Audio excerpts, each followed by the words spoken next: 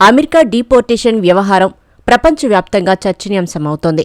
అగ్రరాజ్యంలో అక్రమంగా నివసిస్తున్న అన్ని దేశాల పౌరుల్ని ట్రంప్ సర్కార్ నిర్దాక్షిణ్యంగా వారి స్వదేశాలకు పంపేస్తోంది.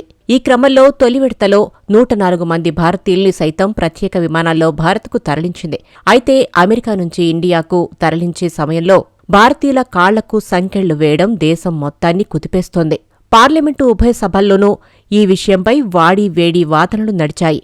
భారతీయ వలసదారుల పట్ల ట్రంప్ ప్రభుత్వం వ్యవహరిస్తున్న తీరుపై అన్ని వర్గాల నుంచి ఆగ్రహావేశాలు వ్యక్తమవుతున్నాయి. ఇండియన్స్కి సంకెళ్లు వేసి విమానం ఎక్కించిన విజువల్స్ కూడా ఇప్పుడు వైరల్ అవుతున్నాయి. భారతీయులకు సంకెళ్లు వేసి స్వదేశానికి పంపిన అంశంపై విదేశాంగ మంత్రి జయశంకర్ రాజ్యసభలో కీలక ప్రకటన చేశారు. అక్రమ వలసదారులకు సంకెళ్లు వేసి పంపడం అమెరికా విధానమని చెప్పారు. జర్నీ టైంలో వాళ్లకు ఆహారం, మందులు అందించారని, టాయిలెట్ బ్రేక్లో బేడీలు తీశారని చెప్పారు. 2009 నుంచి అక్రమ వలసదారుల్ని అమెరికా తిప్పి పంపుతోందన్నారు.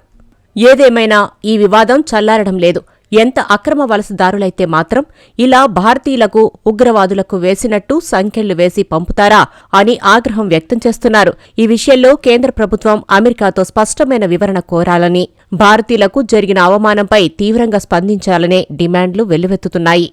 ఉపాధి కోసమో, ఉద్యోగం కోసమో, మరేదైనా కారణంతోనో అమెరికాకు ఎంతో మంది వలస వెళ్తుంటారు. అక్కడ స్థిరపడేందుకు ఎన్నో విధాలుగా ప్రయత్నిస్తుంటారు. వర్క్ పర్మిట్ల గడువు ముగిసినా అక్కడే ఉంటారు. పని చేసుకుంటూ గడుపుతారు. వర్క్ పర్మిట్ల గడువు ముగిసినా సరైన డాక్యుమెంట్లు లేకుండా అక్కడే ఉండటం తప్పే. అలాంటి వాళ్లను గుర్తించి వారు స్వదేశానికి పంపేయడాన్ని ఎవరూ తప్పుబట్టలేదు. అయితే వాళ్లను ఈ విధంగా తిప్పి పంపడం ఎందుకనేది చర్చ.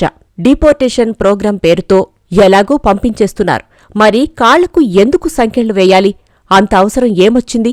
అక్రమ వలసదారులంటే ట్రంప్ సర్కార్కు అస్సలు గౌరవం లేదు. కనీసం మానవత్వం కూడా లేదా? ఎంత అక్రమ వలసదారులైతే మాత్రం ఇంత నీచంగా చూడాలా? వారి పట్ల ఇంత దారుణంగా వ్యవహరించాలా? ఉగ్రవాదులకు వేసినట్లు సంకెళ్లు వేయడం ఎంతవరకు కరెక్ట్ అనే వాదనలు వినిపిస్తున్నాయి.